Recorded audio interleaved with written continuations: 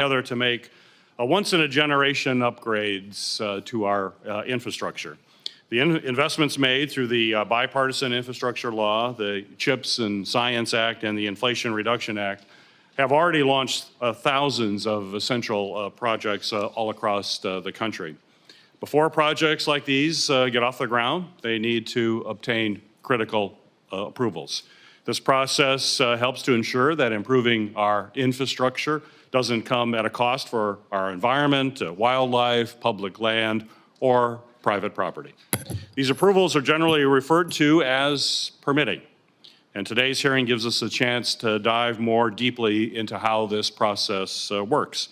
These landmark new investments give us a chance to do something essential. Think critically about how we execute infrastructure projects and how we can improve transparency, coordination, and accountability in permitting.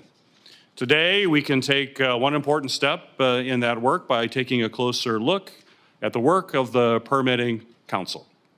The Permitting Council was established almost a decade ago to oversee the process by which government agencies issue permits on our most expensive projects. It coordinates all environmental reviews and authorizations for a wide array of projects, including renewable energy, electricity transmission, ports and waterways, and broadband. The Permitting Council improves this process in a few key ways. It gives stakeholders more transparency by publishing approvals and timetables online. It designates a single federal agency that coordinates the permitting process for each project and reduces the burden on project sponsors, including state and tribal governments, as well as private companies.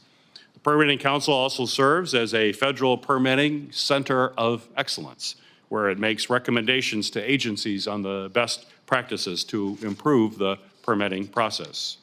In other words, the Council helps ensure that these investments can deliver on the promises to improve our nation's infrastructure, create jobs, and transition to a clean energy future. Today, we'll have a chance to hear directly from Eric Badel, the Council's Executive Director, about what Congress can do to support his work. His testimony comes at a crucial moment as the Permitting Council goes through some big changes.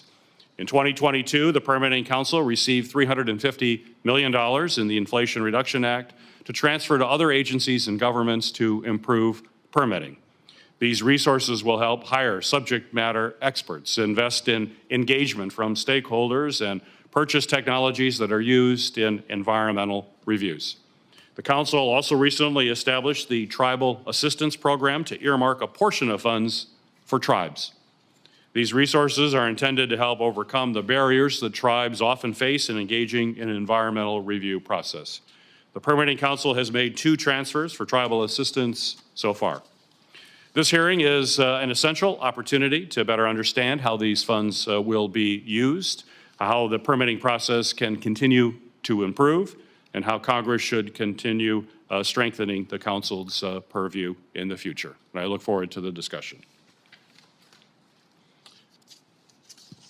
It's the practice of this committee to swear in witnesses. Mr. Badel, if you would please stand and raise your right hand. Do you swear that the testimony that you will give before this committee will be the truth, the whole truth, and nothing but the truth, so help you God? You may be seated. Thank you. Today's witness, Eric Badel, is the Executive Director of the Permitting Council. Director Badel has more than 20 years of environmental and infrastructure experience in both the public and the private sector. As a senior environmental policy advisor in the Department of Transportation, he helps streamline the permitting process while delivering better community outcomes. He's also provided subject matter expertise as a policy advisor at the Office of Management and Budget. In the private sector, Director Badel has held leadership positions and roles at engineering and environmental consultancies, where he helped guide clients through the federal environmental regulatory landscape. Director Badel holds a bachelor's degree from the University of Kansas and a Master of Public Policy degree from George Mason University. Mr. Director, it is great to have you here today, and we look forward to your testimony and look forward to having a discussion with you. You may begin with your testimony. Thank you. Chairman Peters, Ranking Member Paul, and members of the committee. Thank you for the opportunity to testify today about the work of the Federal Permitting Improvement Steering Council, what we call the Permitting Council. My name is Eric Badel, and I serve as the Executive Director and Chair of the Permitting Council. I came to this role with nearly 25 years of experience in the environmental review and permitting of large, complex infrastructure projects. I'm honored to testify here today about issues I'm passionate about, including making our federal permitting processes more effective and transparent, developing critical infrastructure efficiently and responsibly, and delivering that infrastructure for the good of the American people. These same goals of transparency, predictability, and accountability were envisioned when Congress created the Permitting Council in 2015 through Title 41 of the FAST Act, which is referred to as simply FAST 41. FAST 41 tasked the agency with addressing the concern that the federal permitting process was uncoordinated and lacking transparency, leaving important projects mired in avoidable delays. To address this concern, the Permitting Council provides targeted permitting assistance to projects that seek coverage under the FAST 41 program, promoting transparency, predictability, and accountability. As Executive Director, I lead an agency of 21 staff with an $11 million operating budget focused on implementing the FAST 41 statute. I also chair the Permitting Council, an interagency body with Deputy Secretary level representation from 13 federal agencies, the Director of the Office of Management and Budget, and the Chair of the Council on Environmental Quality. In both of these roles, I work to advance permitting excellence by delivering FAST 41 covered projects and by identifying, elevating, and coordinating environmental permitting best practices across government. Currently, our FAST 41 portfolio includes 27 projects reflecting a total investment of nearly $75 billion from sectors like renewable energy, ports and waterways, broadband, electric transmission, and others. The Permitting Council does not issue any permits or approvals. Our work is focused on the process, improving efficient coordination between agencies and also bringing those agencies together with industry to improve transparency. Together, we work to identify emerging issues and facilitate solutions to improve accountability and progress towards permit deadlines. Our role is simple. We bring transparency to the process by developing a permitting timetable, posting that timetable on the publicly available permitting dashboard, and tracking progress towards all necessary permits for a proposed project. That transparency also provides predictability to agencies, developers, and the American public by detailing the steps and duration for the project to complete the permitting process. We also hold agencies and project sponsors accountable and report on agency performance under FAST 41. Beyond our project portfolio, the Permitting Council also serves as a federal center for permitting excellence. Leveraging lessons learned and our ongoing coordination with our federal partners, we identify, elevate, and promote best practices that support permitting excellence for infrastructure projects government-wide. With $350 million from the President's Inflation Reduction Act, we've been able to expand our efforts by standing up the Environmental Review Improvement Fund, or ERIF, assistance program, enabling us to make targeted investments to improve the timeliness and efficiency of infrastructure permitting. With the ERIF assistance program, we've invested nearly $165 million to increase capacity at federal agencies as they prepare to process an unprecedented volume of applications spurred by the projects enabled through generational investments in our infrastructure from the Bipartisan Infrastructure Law, IRA, and the CHIPS and Science Act. We've invested over $30 million in information technology that will help agencies modernize permitting systems, accelerate decision-making, and position them for the future. We are also supporting tribes as they engage in the environmental review process for FAST 41 covered projects. Recognizing the resource constraints that many tribes face, we established the ERIF Tribal Assistance Program to provide funding directly to tribes to enable them to meaningfully engage in agency decision-making. I'm dedicated to building on our recent success and delivering on our mission to advance critical infrastructure projects and promote permitting excellence. I will accomplish this through 4 key priorities. 1, continuing to build a strong foundation for the Permitting Council as an agency. 2, administering and overseeing investments made through the ERIF Assistance Program to measure their effectiveness and inform future strategies. 3, track and report on permitting performance to measure the success of FAST 41 and better communicate its benefits. And 4, fostering permitting excellence across government by investing in people, tools, and training to improve efficiency and effectiveness. As we approach 10 years since the creation of the Permitting Council and the end of my first year as the Executive Director, we take great pride in the work we've accomplished so far. I look forward to continuing to work with the committee to improve the federal environmental review and permitting process for infrastructure projects and to deliver the benefits of infrastructure investments for the American people. Thank you, Director Badel. You know, members of this committee hear a lot of concerns about the federal permitting process on a regular basis, and particularly how we try to manage some of the goals, like protecting the environment, but also trying to have a very timely process that can work for all of the entities involved. So my first question for you is, what do you see as the biggest challenges that are faced by agencies right now in the permitting process? How would you rank those challenges? I think there are a number of challenges that agencies face as they look at permitting large infrastructure projects. One is sheer capacity and the staffing capacity of the agencies to handle the number of studies and the applications that are coming in as a result of the investments. And what we're doing at the Permitting Council, as I mentioned in my opening remarks, is that we're investing in staffing capacity and resource capacity at the agencies to help them address that gap. There's also outdated technological systems at the agencies that do not avail themselves of a fast and efficient process, and we've invested in technology to help automate some of those processes. Some of these are paper-based systems that can be upgraded to online systems, online portals for application to automate the review. There are things such as automating and increasing AI for the review of public comment on NEPA documents. There are thousands upon thousands of comments that often come in on NEPA documents that take a significant amount of time to look at, review, and respond to. There are opportunities to use technology to automate that and increase efficiency there. There's also just the simple fact that many of our underlying environmental statutes are at competing interests. They do not always work in concert together towards a common goal. They have their own resources that they are protecting, and so the agencies have their own mission that they are trying to adhere to. And what we do at the Permitting Council is bring the agencies together with those competing interests to help facilitate the conversation to ensure that while there may be different goals or outcomes that they are seeking for their individual statutes, that we are working towards a common goal to be able to deliver these infrastructure projects and providing an overlay of coordination and communication that would not otherwise be there.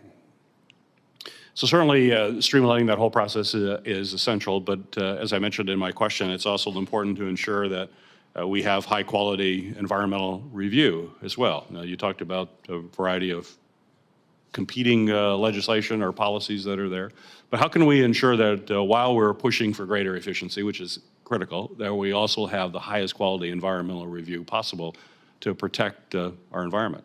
Absolutely. And I think it's important to just recognize that FAST 41 is a procedural statute. It's a procedural process that is intended to provide the timeliness and predictability of the underlying reviews, but it does not influence the reviews. The environmental reviews and permitting actions that are undertaken on these projects are not accelerated to shortcut any sort of standard procedure. They still meet the rigor that is necessary for the project. So I want to be clear that while there is an intent for us to go faster, and the predictability and the transparency helps to ensure that we maintain the timeline, it does not mean that we are doing that at the expense of ensuring that these environmental reviews are giving full consideration of the environmental effects of the projects. So according to latest data, the Permitting Council is only currently coordinating 33 projects. Only 37 more have been completed and coordinated the permitting process. I would think we probably agree that these figures are far fewer than what we originally envisioned for the council. So my question for you is, can you explain why the Permitting Council is not involved in coordinating more projects? And second question is, what policy changes are necessary to facilitate a more significant coordinating role, which is the intent of this council?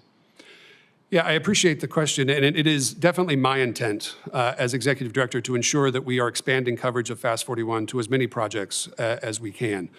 I think there are a number of elements that contributed to a slower start to the agency. When it was first created in FAST 41, there was a sunset clause. So there was uncertainty as to the future of the agency. The bipartisan infrastructure law removed that sunset clause. So only since 2021 have we been a permanent agency. So we are still kind of standing up some of the fundamental parts of being an agency. And that also relates to our ability to familiarize the public with the agency and the work that we do. There is, with the uncertainty of the the sunset clause, there were not as many projects perhaps that came to us with interest for coverage.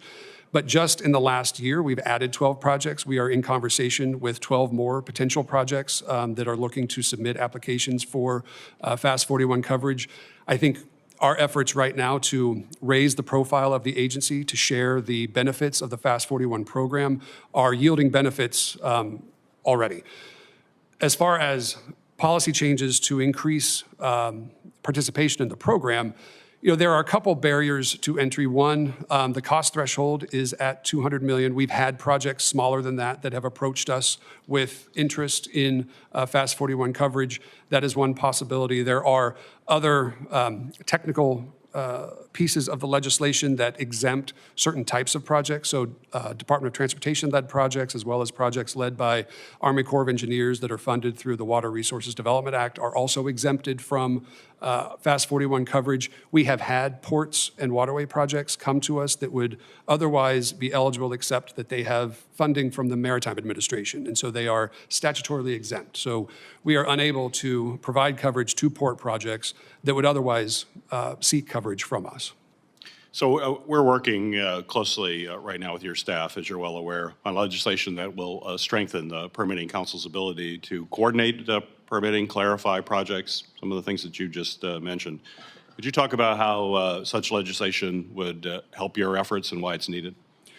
Yeah, and I appreciate the question, and I really appreciate the opportunity to review the legislation, and your team has been remarkably helpful as we've provided our technical assistance to help, I think, refine some of the proposals. I have not seen the latest legislation, but I know that it is targeting, they're very technical fixes. It is FAST 41 as a procedural statute is fairly focused in the statutory language and what the authorities of the council are, and the tweaks that are being proposed from what I've seen, are going to help us do our job better. And I appreciate the committee's interest in our work. Well, good. We look forward to continuing to work with you and have the committee work on that. Senator Langford, you're recognized for your questions. Mr. Chairman, thank you. Thank you for being here and for the work that you're doing. The challenge that we have is there's really two ways to be able to streamline permitting. One is to create a permitting streamlining entity and everything stays the same, and try to figure out how to be able to get everybody in the same room, figure out how to be able to work out convoluted, contradictory statutes and to be able to solve it. And the other one is to fix the contradictory statutes that are causing the problem in the first place. Do you see that as part of the mandate that you have at this point, to be able to identify where the conflicting statutes and then to be able to report that back to us? Or is it just a matter of work with what you got? I think our role at the Permitting Council is to work with the underlying legislation as it exists and identify pinch points where the conflict exists, and then once we identify the solutions, which we do on a daily basis, our projects are navigating these different environmental statutes towards issuing decisions that deliver these projects. And once we've identified those solutions where there are conflicts, we identify that as a best practice, elevate that, and then share that with agencies to ensure that we don't encounter that same issue again, or that we have a strategy in place to resolve it if it should emerge. How do we get those conflicts, those pinch points that you're getting, so that we can determine how to be able to fix those in statute, or to be able to come back through regulation to different agencies and say, how do we fix a regulation that is contradictory? Sure. Right now, we provide annual reports to Congress on the performance of the Permitting Council. We also provide quarterly reports on how the agencies are complying with FAST 41. The specific information that you're requesting are not in those reports. Right. That's why I'm asking. Yeah. I think we'd be happy to follow up with you to figure out if there is additional information that would be helpful for you as we are looking across the landscape. Right now, we do not provide that information. Okay. That's information I think that would be helpful to us. I think at this point, Congress has created over decades different laws and statutes that are out there that are being implemented, and where there are contradictions over decades, people are trying to figure out how to be able to work around, rather than getting it back to us and saying, hey, this is a problem that Congress made, Congress needs to fix it. Sure.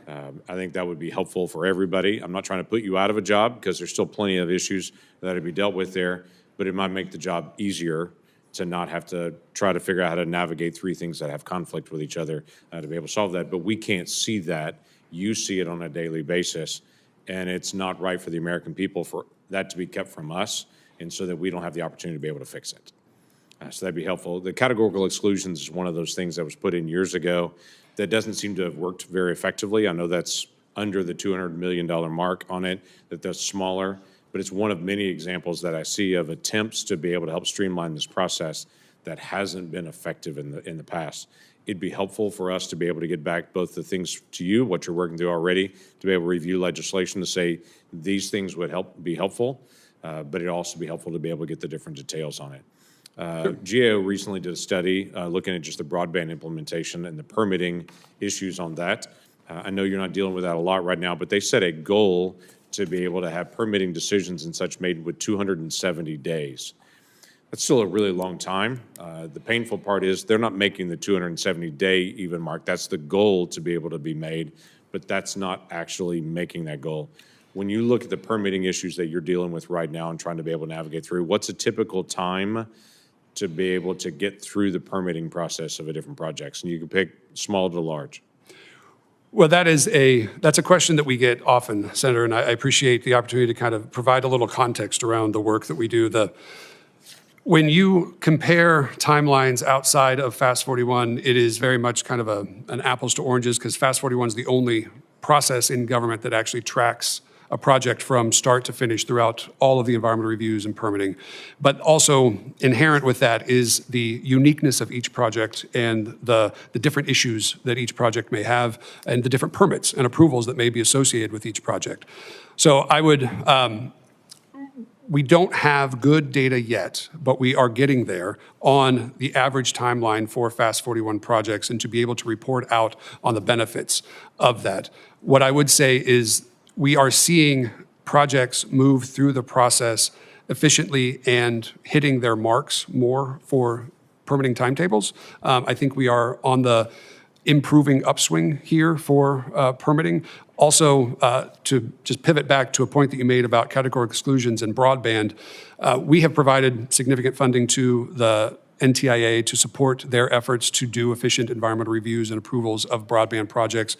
That is both in capacity as well as in IT investment so that they have greater automated systems to process the flood of applications that are going to result from BEAD. There's also support to U.S. Forest Service for reviewing applications on Forest Service lands, which many of these remote areas may cross.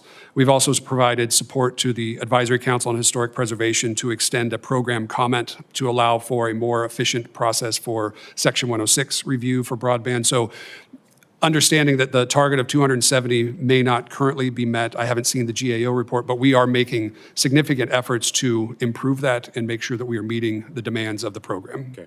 September of 23, y'all put out a proposed rule dealing with mining. In that proposed rule that hasn't been finalized yet, as far as is that set to be finalized soon, or do you know a timeline when that'll be finalized? We do not have a timeline yet. We are still considering the comments received, and the way that process will work, we will have to have a vote of the permitting council, so all the deputy secretaries will take a majority vote. I have one of the comments in that, so good to be able to yes. hear that. One of the comments was coming from me that I put in actually in November of 23, asking why the narrowing, because you seem to narrow it on the mining portion to critical minerals, which excludes rare earths, excludes gravel, excludes nickel, and lots of copper, lots of other minerals that are obviously very important to our national security and to our economy, were excluded from that initially in the proposed rule. My question from November of 23, and still my question now, is why the narrowing there?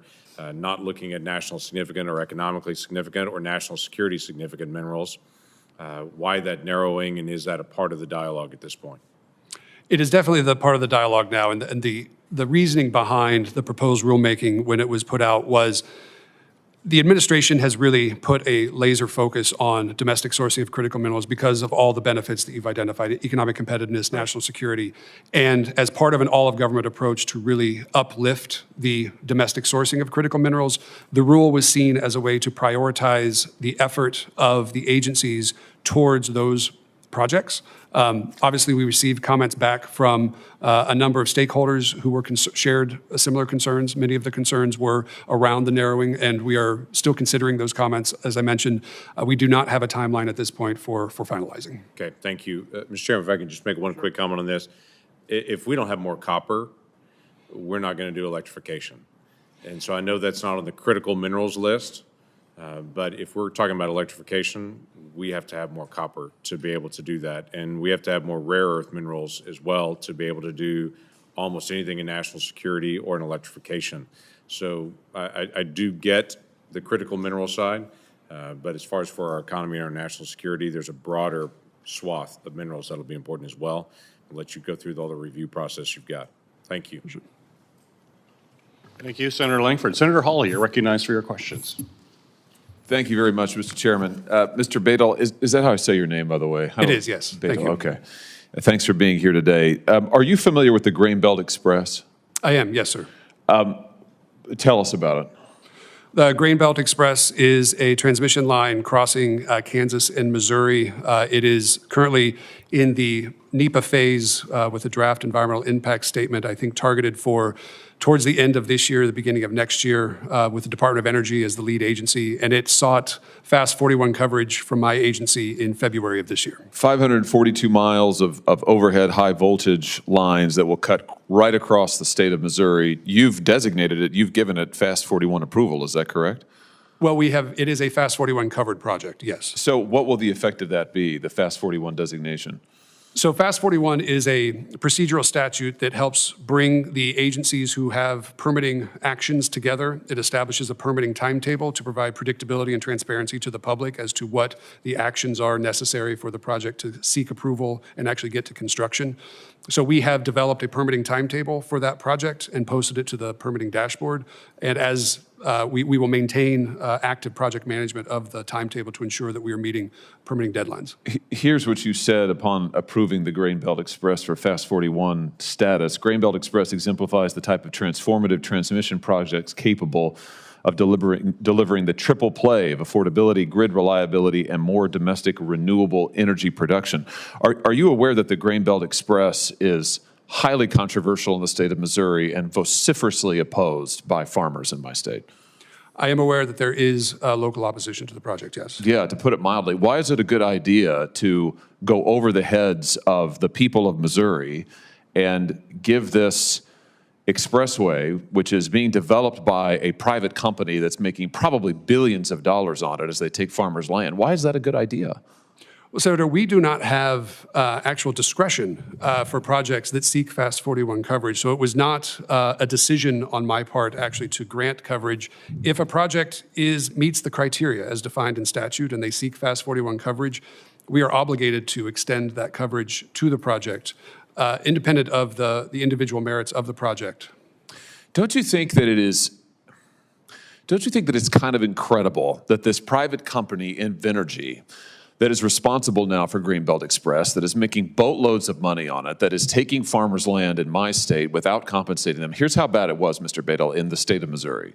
Invenergy was refusing to negotiate with farmers, refusing to give them fair market value, using the power of eminent domain. I emphasize this is a private corporation that is doing this. So bad that the Missouri State Legislature had to step in and pass special legislation to require the company to compensate farmers fairly for the land that they were taking. All of this, and the state of Missouri still gets, originally we were going to get no benefit from the Grain Belt Expressway. Zero, no power was going to flow to Missourians. It was going to come across our land, take our farmers' land, give the money to this private corporation, and we were going to get zilch. What strikes me is farmers have opposed this for years. Farmers have been trying to get a hearing for years. Farmers have been trying to get anybody to listen to their concerns, and this private corporation, Invenergy, which, by the way, has sat right where you're sitting, and testified about how wonderful this program is, although they can never quite remember how much money they're going to make on it. It's a lot. They get whatever they want. When they come to you, boom, they get their designation. When they go to FERC, they get their designation. It's amazing. Every federal agency is bending over backwards to give this private corporation everything they want, and working farmers in my state and working people in my state who live on the land, maybe have lived on the land for generations, eking out a living, they can't get anything. They can't even get compensated for their land. And this corporation is making billions. And you're telling me there's just nothing you can do about it? We do not influence the decision-making process for the project. So it's not a decision at all on your part. I mean, you're just a rubber stamp. Well, we don't approve any projects. We don't issue So any the Fast permits. 41 is just, you're just saying that that's just merely a what? That's just an administrative designation? I mean, you don't have anything to do with it? It is an administrative So designation. what's the permitting council do then? You don't review applications? You don't, when you make the designation, what, does an algorithm do it? If a project meets the criteria for a covered project, meaning it is subject to NEPA. Who reviews whether it meets the covered criteria? I do. Oh, okay, so you do make a determination. I make a determination that it meets the criteria. And the minimum criteria is that it has $200 million investment, subject to NEPA, and multiple federal approvals. That project meets that criteria. So there is a decision-making process. You're part of it. You've approved this. Listen, I mean, this is the same story that we get every time, and that frankly, farmers and workers in my state get every time. It's always that, sorry, there's nothing we can do. The corporation can get whatever it wants. Want to take the land? Fine, go for it. Want to designate this as a high transmission zone? Fine, go for it. Fast 41? Absolutely, we'd be happy to do it. But farmers are told, oh, you have concerns? There's just no place for you to be heard. And now you're telling me that you just didn't have any discretion in it. You're just a functionary. The corporation can just get whatever it wants. Maybe that is the law. I doubt it. If it is, it needs to be changed. But I'm just here to tell you on behalf of the people of my state, I think it's outrageous that a private corporation can take this kind of land. We're talking about a massive corridor right across the central part of Missouri. We're talking about taking land from farmers whose families it has been for generations. These are not corporate farmers. These are small family farmers. They live on this land. They don't hire lobbyists. They don't appear before your agency, clearly. They don't have any voice, obviously. And they're just told, you just got to suck it up and take it. I just have a problem with that. I mean, I just think it's ridiculous. And frankly, if you don't have any discretion and your agency doesn't have any discretion, I question why you exist. I mean, if you really just are rubber stamping whatever comes before you, let's just shut down your council and replace you with a computer algorithm if you don't have any discretion. I mean, I just think this is ridiculous. I think the whole thing is ridiculous. And I think the idea that a private corporation can leverage the laws of the United States and every piece of the federal government in order to get what it wants and make billions off the people of Missouri when they're getting no benefit is ridiculous. And it is why the people of this country hate their government so much and suspect it. And they have every reason to do so. I just think the whole thing is ridiculous. Thank you, Mr. Chairman. Senator Hawley. Mr. Radel, can you talk a little bit about the permitting council's strategy and plans for coordinating with state permitting and environmental agencies? Absolutely. I appreciate the question. We are actively engaging with states right now. I see that as untapped potential, really, for the permitting council. Obviously, federal approvals are necessary for infrastructure projects, but there are also going to be state approvals. Fast 41 allows us to enter into an agreement with states for them to opt in, where they would place their their state approvals onto the federal permitting dashboard and subject themselves to the same transparency and accountability that federal agencies do. We are also working with states to identify the pipeline of projects, and we recently executed a memorandum of understanding with the New Mexico Renewable Energy Transmission Authority to essentially establish a relationship whereby they would look at the projects in their portfolio that could qualify for Fast 41 and then direct them to us for conversations to see if Fast 41 coverage would be appropriate. This is building off of the success that we had with the Sunzia transmission line in New Mexico.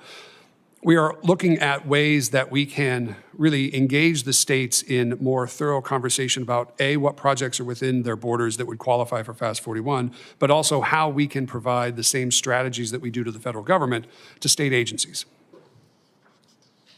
Well, you mentioned a number of things. Michigan right now is engaged in making historic infrastructure investments to reach climate neutrality by 2050 is the goal.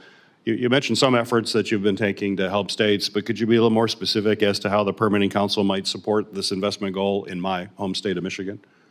Yeah, and I applaud Michigan for setting such an ambitious target. I think, A, the easiest way for us to be supportive is to put projects that are in furtherance of that goal on the dashboard. Extend Fast 41 coverage to those projects because it's an opt-in program. Those projects would have to seek coverage from us, but I think that's the easiest way. Second, we've actually had conversations with the infrastructure coordinator in Michigan and looking at potential projects that could qualify for Fast 41. There are ways, once a project comes in and is covered by Fast 41, as I mentioned, that opt-in program could be a way for us to help elevate the state approvals and help to provide a framework for them to be more efficient and transparent. Very good. What is the Permitting Council doing now to promote engagement with tribes? If you could give us a kind of walk through that a little bit, it would be appreciated. Sure. So we recognize the importance that tribes play in the consultative process for the environmental review and approval of projects. Tribes that are engaged on Fast 41 projects, we have had, particularly on the East Coast, with the growth of offshore wind, and offshore wind reflects the largest proportion of projects in our portfolio. There are a number of tribes who are being asked to consult on multiple projects at once. And so in response to the demands that we are placing on the tribes, we've created a tribal assistance program using the ERIF, our Environmental Review Improvement Fund, to provide support directly to the tribes to enable them to engage meaningfully in these project reviews, to ensure that their considerations are accounted for in the agency decision-making process. We also have a dedicated staff person who is our Director of Tribal Affairs. For a team of only 21 staff, I think it reflects the importance and the significance that we place on our engagement with tribes to have a dedicated staff person who is working particularly with the tribes to raise awareness of Fast 41 program as well as the Tribal Assistance Program. We have brought in 3 tribal broadband projects. So with the bipartisan infrastructure law, there was the creation of a new criteria, a tribal criteria, which allows Fast 41 to cover projects that are tribally sponsored and occur on tribal lands. With that, we've had, as I mentioned, 3 tribal broadband projects come forward, and we are in conversation with other tribes about future projects as well. Well, that's all good. And is there anything more that you think we should be doing to assist tribes? Honestly, I think, the more we can provide financial assistance to the tribes to encourage and enable their active participation in these projects, the better off these projects will be. Incorporating tribal knowledge and their cultural awareness of their lands and the artifacts that may be present, and just generally an awareness of the tribal interests, will help us to make these projects designed more appropriately, accounting for the tribal interests, and ultimately I think will be more efficient down the road because we will avoid, with early engagement with the tribes, issues that may bubble up towards the end, which would have a much more significant effect on timeline. Very good. The Permitting Council is charged with holding agencies accountable when they disagree about how long it takes to issue a permit. Could you tell the committee about the Permitting Council's work mediating disputes between federal agencies over these permitting timetables? Yeah, I think I mentioned earlier, the competing interest of various underlying environmental statutes. That breeds not necessarily a dispute, but there are different objectives for the agencies as they go through their environmental permitting process. And so on a day-to-day basis, our infrastructure project advisors, who are the primary points of contact for these projects, who work with their agency partners, will work through those sorts of challenges, disputes at a very staff level, not elevating typically most of these issues, but every now and then we will have a challenge that warrants elevation. And the benefit of having the deputy secretary level representation on the Permitting Council is that I have a direct line to agency leadership who are responsible for these permits and are able to talk through whatever these challenges are and help to work towards a resolution. Because at the end of the day, what we are trying to do is deliver the infrastructure projects and deliver defendable decisions that are durable to litigation, as well as incorporating all of the agency interests that they reflect. Do you believe the council has appropriate authorities to coordinate and mediate these permitting timetables? I do. I think there is, a little bit of ambiguity in the dispute resolution process itself as it's written in statute that could be further clarified potentially. But we don't issue permits, as I mentioned, and so ultimately, what we are here to do is to make sure that we have a path forward with the agencies to ensure that they are getting the information that they need and are able to support their decision on a timeline that is workable with the overall project timeline. So I think that we have adequate authority. I think there could be greater clarity in the roles of the participants. Very good. Senator Rosen, you're recognized for your questions. Well, thank you, Chairman Peters. Appreciate it. And thank you for holding this really important hearing today, and appreciate you being here as well. And I want to talk a little bit about permitting and public lands in Nevada, because over 80% of Nevada land is managed by the federal government, the highest percentage, I believe, in the nation. And so that's over 56 million acres of public lands. And it means permitting a project in Nevada, well, frankly, no easy task. There's numerous important stakeholders to engage with. We have our tribes, the conservationists, our sportsmen, our ranchers, mining, other local community members, city governments, all of that. And, whoops. Oh, sorry. And a project should be really thoughtfully considered and planned so that resource conflicts are minimized from the start. And this means early communication and collaboration between stakeholders and permitting agencies. It's absolutely key and critical. And so we've made progress in beginning to streamline this process through the Fiscal Responsibility Act, which I was proud to vote for. But we can do more by allowing agencies to work concurrently rather than consecutively through the permitting process, because if one thing goes after the other, you just run out of time. You delay the time. These are critically important. So what can happen consecutively, we should allow that to go on. And so, Mr. Baydell, has the council considered ways to do this concurrent work so that this we can cut through that red tape and get our project, at least get some determination whether they're going, not going, what do people have to do? This consecutive process just isn't working for us. And what's the biggest barrier, if you haven't done it, to adopting this process?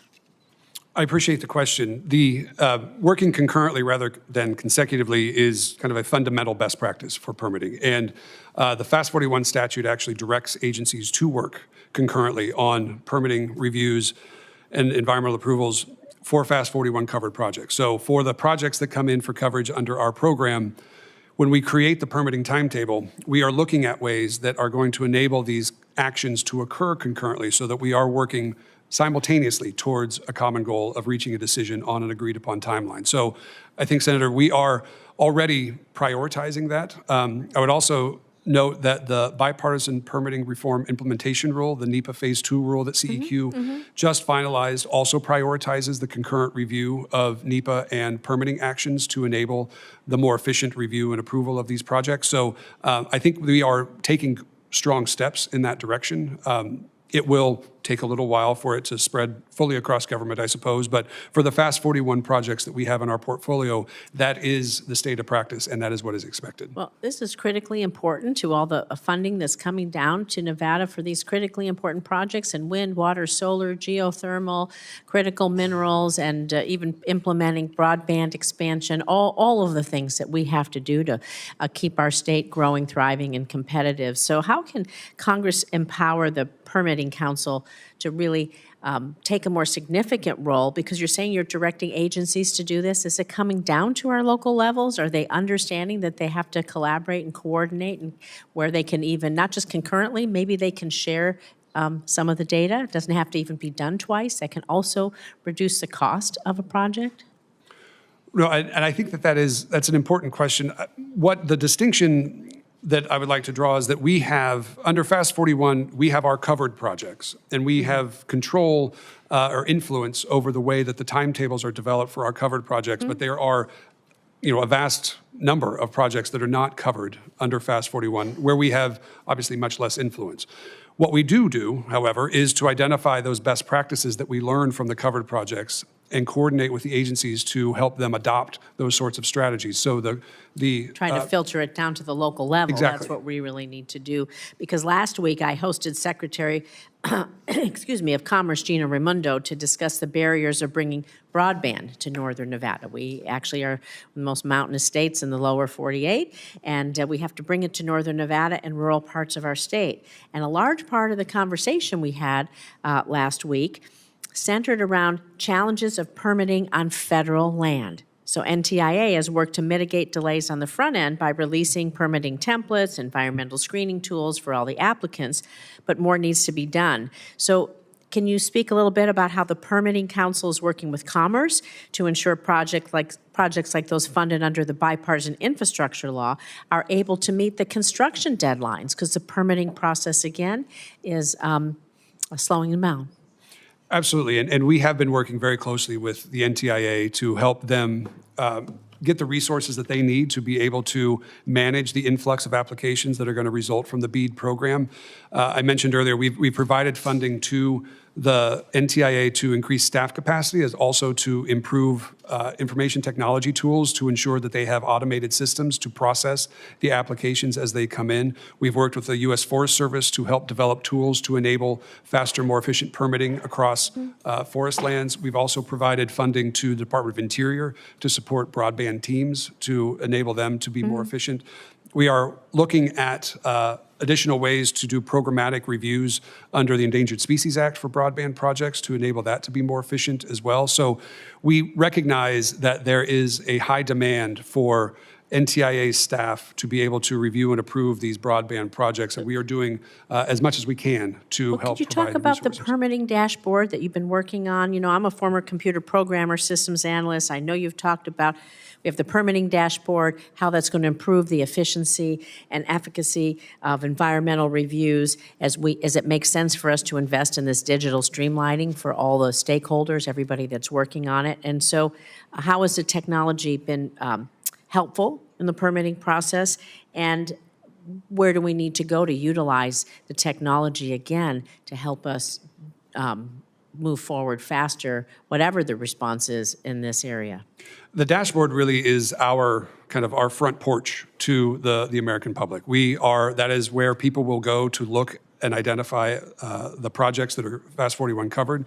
It serves multiple purposes. It is not only for us at the Permitting Council to illustrate the Fast 41 covered projects, but it also is used by the Department of Transportation for projects that they are undergoing environmental review.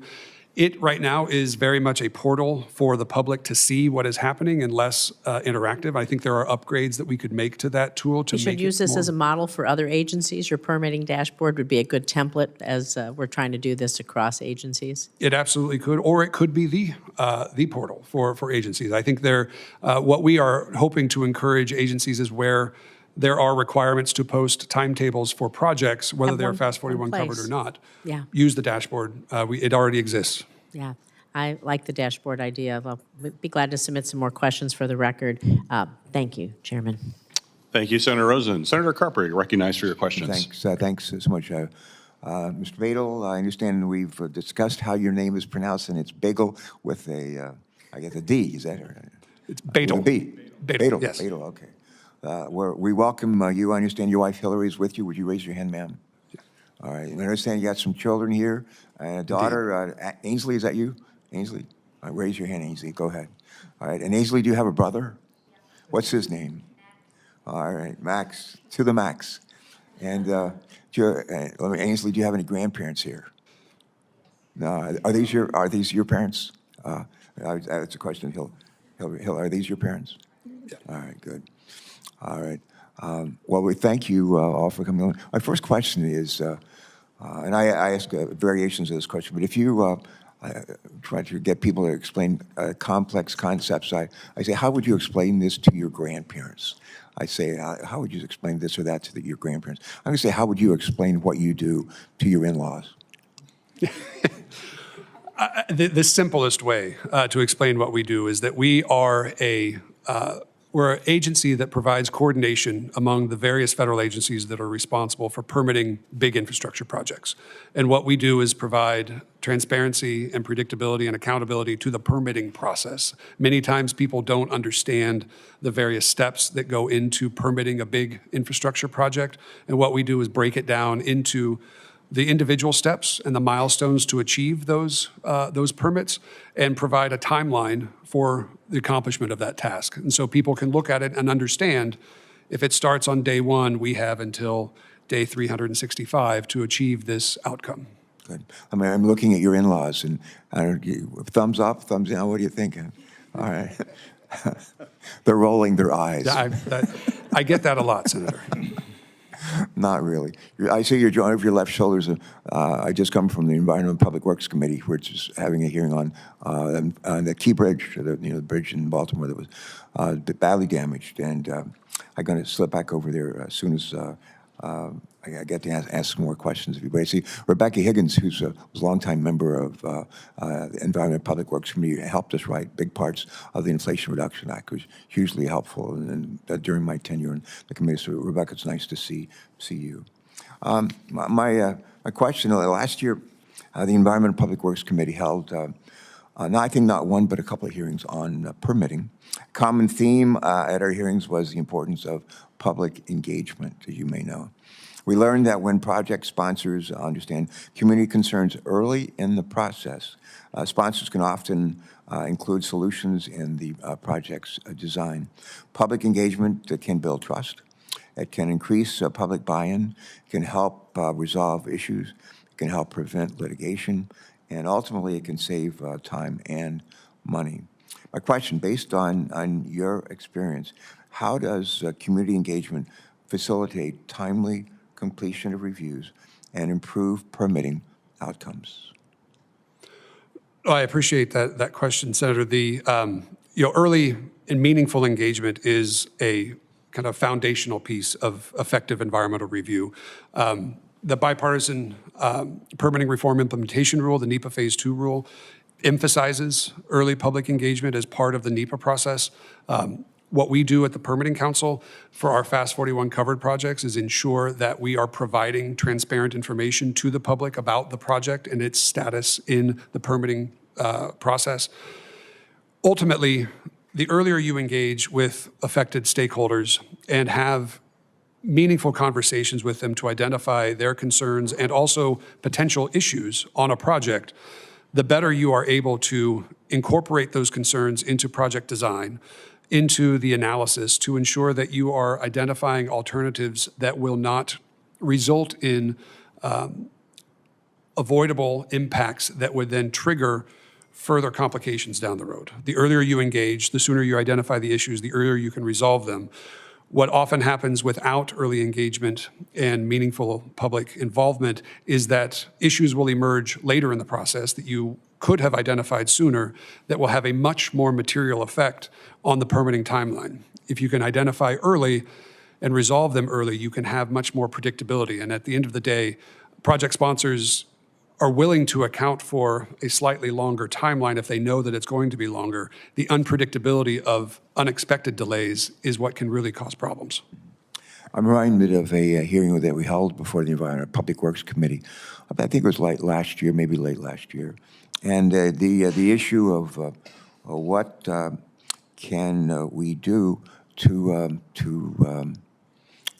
ensure better outcomes in projects. And we had a wide range of witnesses. There's different views. You wouldn't expect them to agree on something like this. And they all came back in their testimony and said, we're better off when we hear community concerns at the beginning of the process rather than at the end.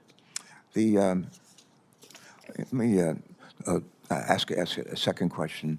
With respect to the Inflation Reduction Act funds, as you mentioned in your testimony, the Inflation Reduction Act included some $350 million, with an M, million, dollars to the Environmental Review Improvement Fund, which we created, as you'll recall, in the Fast 41 Act. Oftentimes, when federal agencies have adequate resources, permitting is more efficient. And my question is now, how has the $350 million from the Inflation Reduction Act for the Environmental Review Improvement Fund, how has that helped the Permitting Council support other federal agencies, states, and tribes in improving permitting reviews? And if you could, give us a couple of examples, please. Absolutely. So we have provided $165 million to federal agencies to increase capacity at those agencies, whether that be hiring FTEs at the agency, contract support, or other tools, templates that they can develop to improve the efficiency and timeliness of the environmental review permitting process. We've also invested $30 million in IT solutions at the agencies to help them modernize, I should say, their IT infrastructure to bring it into the 21st century in many cases. There is, an example that I like to cite is that the Coast Guard used to use a Microsoft Word document for their bridge permit application. And with the investments that we've made at the Coast Guard, they're actually making an online portal for the bridge application, which will make it much more efficient for review and intake of those permitting actions. We've also provided funds to tribes who are engaged in the environmental review and permitting for FAST 41 covered projects through our Tribal Assistance Program. All right. And Mr. Chairman, if I can I do a follow-up question? Please. How is the Permitting Council using the environmental review improvement funds to promote early and meaningful community engagement? So our tools that we are investing in at the agencies and the resources that we are investing in will enable the agencies to do more meaningful outreach. It will make the process more transparent for project applicants and the public. We are also obviously using our dashboard to provide vital information to the public on the status of the projects. Also, I mentioned the Tribal Assistance Program. That is all about engagement with tribes who are engaged in the FAST 41 program. Okay, good, thanks. I have a bunch of other questions I have, and I'll submit those for the record. I need to get back to my other committee. Mr. Chairman, thanks for letting me jump in here. I want to say to your children again, I love it when witnesses bring spouses, children, in-laws, and it's a family affair.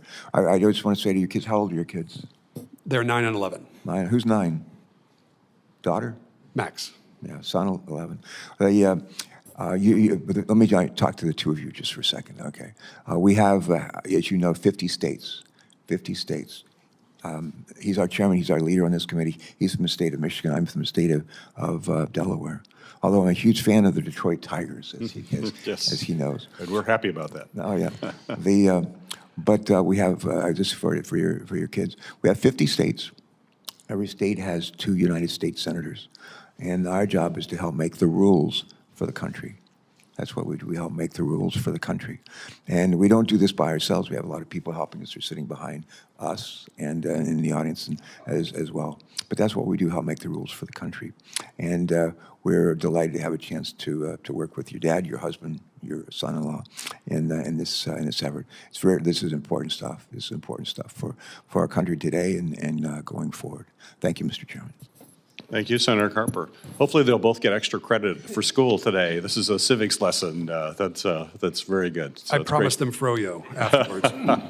That's even more important for them, clearly. Well, my last question for you, sir, is could you just tell us a little bit about your vision for balancing the 2 roles of the Permitting Council? First, coordinating specific infrastructure projects, but also how do we improve permitting process broadly across the whole federal government enterprise? Give us an idea of that vision and how you see we can be helpful. Yeah, I'm passionate about improving the overall permitting process for infrastructure. This is something that I've spent pretty much my entire career working on, and so when I came into this role, I really embraced the idea of the agency as a center for permitting excellence. This is something where we have the opportunity to learn from the projects that we have that are covered under FAST 41. They are, by their nature, very large, very complex, and present often unique challenges that we can learn from. So we are very focused on ensuring that we are managing those projects to the permitting timetables that they are created, but we are also focused on pulling back after we've looked at the inventory of projects that we have and the progress that we've made. Where were the pinch points? We had a question earlier about the pinch points among the various federal pieces of legislation and how there might be competing interests. How do we learn from the experience that we have on these very large, complex projects to develop better strategies, better tools, better templates that can be used for other projects? We will never have all of the federal investments covered under FAST 41, but what we can do is apply lessons learned across government. So we are very intentional about extracting these lessons learned. We have a full unit within the agency that is focused on permitting excellence, on extracting these lessons learned, working with the agencies to develop new strategies, overseeing the funds that we are investing through the ERF assistance program to ensure that they are going towards their intended purpose and measuring that effectiveness to inform future strategies. So I think the two roles are separate in idea and concept, but they are very much integrated in action and very complementary. So that what we learn to apply for future projects outside of Fast 41, but also those coming in, we are able to provide even better informed technical assistance to these projects as they approach us, and we are able to develop permitting timetables that are still aggressive and achievable, leveraging these lessons learned. Wonderful. Well, thank you, Director Badel. Thank you for being here today. Thank you for sharing your testimony as well as your expertise. You know, Congress has made significant investments in infrastructure, in the CHIPS, in the Science Act, the Infrastructure Investment and Jobs Act, and the Inflation Reduction Act. Congress has also given the Permitting Council the tools and the authorities to improve coordination, transparency, and predictability in the permitting process to enable the federal government to deliver on these important investments. I believe that additional legislative reforms could build on this progress by clarifying the Council's authorities, as well as the scope of projects covered, and increasing transparency in the permitting process. So I look forward to working with the Council. I look forward to working with you and my colleagues on these potential reforms in the near future. So thank you once again for being here. Thank you for bringing your family here, and you need to be proud of your dad. He's doing a great job. And it's good to have you here, and thank you for your service to our country. The record for this hearing will remain open for 15 days until 5 p.m. on July 25th, 2024 for the submission of statements and questions for the record. This hearing is now adjourned.